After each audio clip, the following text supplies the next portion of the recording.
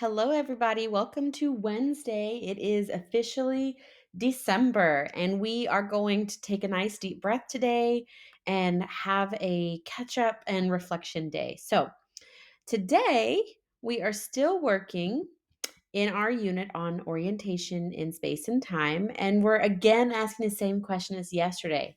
How will I share my learning? There were lots of questions and they were good questions. And I want to make sure they're all addressed today so we can all feel a little bit more confident about the work that we do today and in the next 7 days after this. Okay, so same weekly learning objectives, taking thorough notes from resources that I find, identifying the seven spokes within the chosen ancient civilization, and documenting resources using Noodle tools.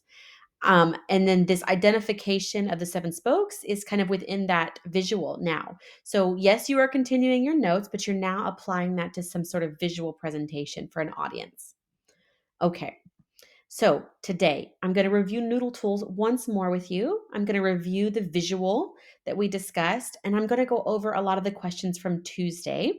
And then what you have to accomplish after the synchronous session is a Google form with one question, adding more to Noodle Tools and continuing your research. I was really clear with the US time zone kids yesterday that there's not going to be any new assignments up until the time that this is due. Okay. So don't stress out thinking, I'm not getting this done fast enough. This is the bulk of the rest of the semester is working on this project and really putting some time, effort, and attention to what you're presenting. So, what were your questions on? I should have said Tuesday. I'm so out of the loop here. My days are blending together. So I should say Tuesday. I'll fix it in our slides. But what were your questions on Tuesday? So this slide is just, I took all the questions off the Google form, except for one that was really student specific from a parent, actually, which was cool. And so I didn't want to get into specifics of that one, but everyone else's questions are here. So the question is in bold and my answer is underneath it. I wanted to put this in writing so that you could come back to this. So I'm going to go over these questions. There's 7 on this page, 4 on this page, and then I got a lot of people saying, "Nope, I feel good. I feel confident." So that made me feel good about this. So number one, I want to address this first. I'm not sure if we add the mock civilization to our presentation and also our chosen. And is this presentation about mock or chosen? That part's unclear. And so that's a great question. It came up twice. Someone else emailed me. And this was a great question because it made me start thinking about this and going, well, what should we do? So I've kind of just changed it a little bit. I talked to Mr. Sanchez yesterday, and I want to offer you that option. I don't want to stress you out. If you just want to report on your research, that's okay. If you want to make a pretend civilization, that's okay. So all I'm really looking for is evidence of your understanding of the seven spokes. So you decide, do you just want to present about the research that you did? Or do you want to create something yourself? It is up to you. You don't get any more credit in either direction, but I just don't want to stress you out about that. So you make the decision. Am I creating a mock one or am I just presenting on ancient China, ancient Rome, ancient Egypt? It's up to you. Okay. The second one, I'm not sure how I'll be able to put so much information on one page. Well, it doesn't have to be one page. You have choice. Design the visual in a way that helps you share your knowledge. It can be several pages long, or you can pick something else that suits more information in your opinion. So if you're trying to think of like a one pager, so we might say, one document that has all the information, well, then it's just going to be a bunch of text, right? So think about how you might incorporate several pages or find maybe a slideshow with multiple slides. Okay, that comes around again too in the later questions, so we'll come back to that one. Is the only summative assignment or is there another assignment? So the summative is based on the rubric. It includes Noodle Tools and your visual. So Noodle Tools shows a lot of the research skills and the specific skills with note taking and paraphrasing, and your visual shows more of the social studies understanding of analyzing events and placing value on them. So it is Noodle Tools and then your visual. I'm still a little confused on what to do on the visual planner. Well, you don't have a planner. There's nothing that you have to submit before the final visual that you turn in next Friday, the 10th. Planning is just a really good step. I think I mentioned drawing it out or planning ahead a little bit, and that is really smart to make sure you include all the requirements, but there's no planner that you have to submit to Miss Jones. Okay. Are all our questions supposed to be about the spokes? There should be a supporting question for each of the spokes, but you can have more revised questions. So as you learn more about a specific civilization, maybe you develop more questions. Will I get support from teachers if I ask?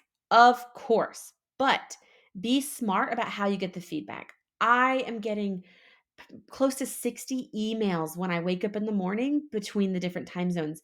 And unfortunately, that means it takes me a while to get back via email. Use the comment box on the Google Classroom assignment.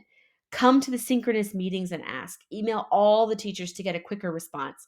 I had some really awesome time in my synchronous session today because I got great emails from Eamon and Safi who said, Miss Jones, I need support.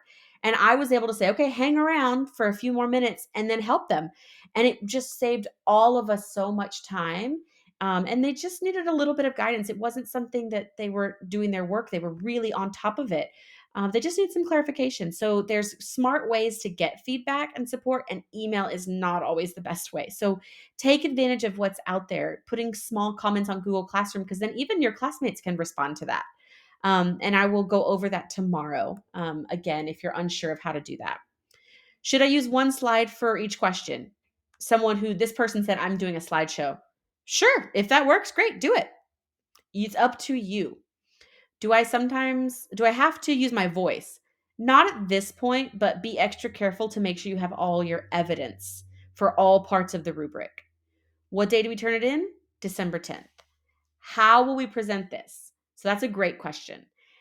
I am thinking ahead, and normally what we would do on campus, we have to adapt online. So I have some plans in mind to use Flipgrid if a synchronous Google Meet isn't an option, and that will come after your work is due. So after you've turned in the evidence of your learning, then we'll do the Flipgrid.